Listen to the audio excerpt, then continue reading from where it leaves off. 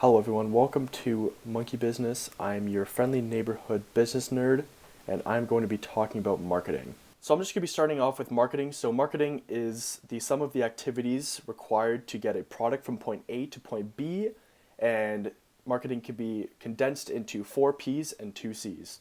Marketing is primarily used to satisfy the consumer's needs and wants. So, to understand what a need and a want is, let's go in more detail. So, a need is something that you might physiologically need to survive. So, water, shelter, food.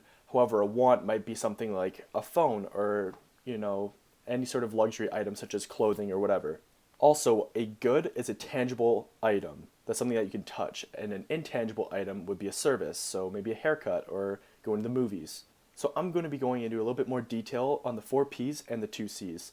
So, to start off, product. So, this is what you're actually going to be selling.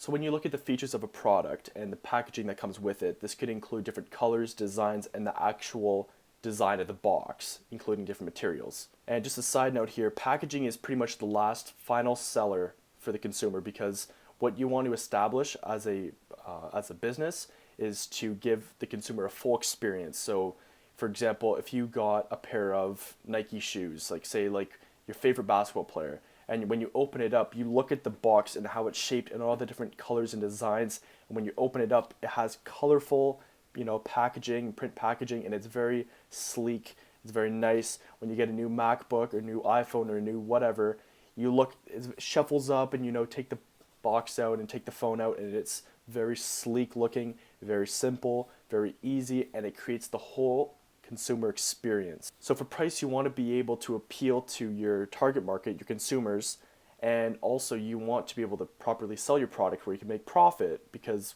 why would you sell a product where you can't make money off of it?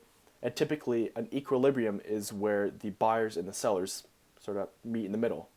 Next, I'm going to be talking about place. So this is the actual like distribution and where you're going to sell your product and how it's going to go from point A to point B, and it's basically the whole background ideas of this whole design and the whole four P's of marketing.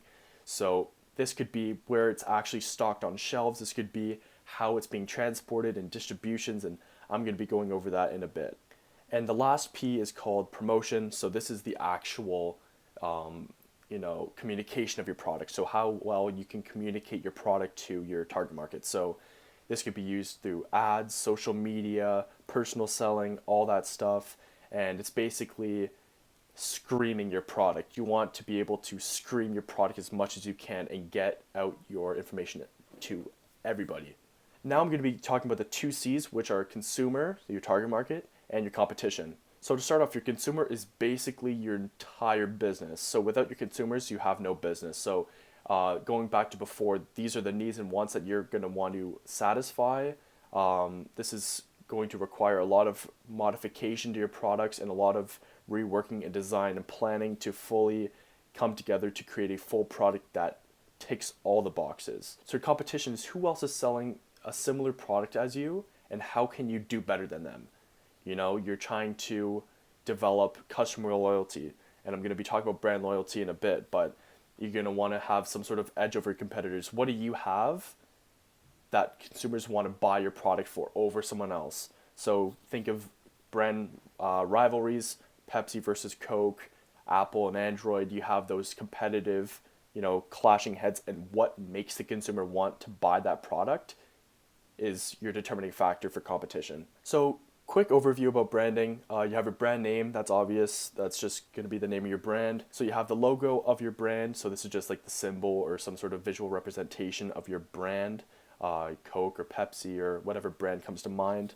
Obviously, you have your slogan as well, some sort of phrase or jingle or combination of words that can be implemented into the consumer's minds. So you can basically cement that in their brains. So when you think McDonald's, you're thinking that song, the ba-da-ba-ba-ba, that kind of song, that kind of rhymed. You think of those slogans. So that's pretty much branding. And you might be asking yourself, why would you want to brand? So you want to brand because branding is pretty much your entire product. I'm wearing this Champions hoodie, but get rid of the C, and it's just a hoodie. So I could get this at H&M for $15, but instead I'm paying the top dollar for the brand. So if you think about it, your brand is your entire product. That's, you're paying for the brand. When you think about cars, BMW, that's the name. Boom, right there. Rolex, it's just a watch. You know, I can check my phone right now and look at the time. Like, there's certain ways that you can brand your product that can just make you so much more money and make it so worth it. Now I'm going to go back to my previous idea about distribution in place. So to talk about distribution a little bit, it's basically the process of getting your product from point A to point B, and there are different types of channels of distribution. So that's like different sort of modes and outlets and sort of approaches to distributing your product, and I'm going to go over those in a bit. So some types of distribution, you have intensive distribution, which is basically distributing your product everywhere as much as you can. So a good example of this could be Coke. So now we have selective distribution. This is basically where you're a little bit more picky and a little bit more selective, I guess, with your distribution, where you might only sell to a certain amount of retailers. Next, we have exclusive distribution, which refers to making specific deals or arrangements or agreements with very, very select few retailers. So it's almost kind of like a premium that you sort of have this agreement with. And then you have integrated distribution, which is kind of like the IKEA of distribution, where you kind of have everything in one. So retailers, distribution, manufacturing, just all in one. Now I'm going to go through different types of channels of distribution. So most easiest one to know is the direct channel. So that's where you just go from point A to point B. So where you have the producer to the consumer. So there's no intermediaries involved. It's just the direct distribution from point A to point B. Then you have indirect channels of distribution. This includes intermediaries where you'll have the producer, then you might have a retailer, then you might have the consumer. So each time you make a sale in between this channel of distribution, there's a markup being made. So if you have a really, really long distribution channel, that means that each transaction is going to have a bigger markup. So if I have my phone here, say it's $10, and I sell it to someone for $10 and they buy it, and then they're going to sell it to someone for $15, then $20, then $25, and by the time it reaches the end consumer, it could be $50. So that's why the shorter distribution channel it is, the cheaper it is for the end user. And lastly, there's specialty channels. So this could be your producer to a specialty channel to the consumer. So you can just kind of think vending machines as a good example. So I hope you guys have learned something new from this first unit. This is obviously a very small part of marketing, and I'll be doing another video very soon. So just comment down below what you guys want to know.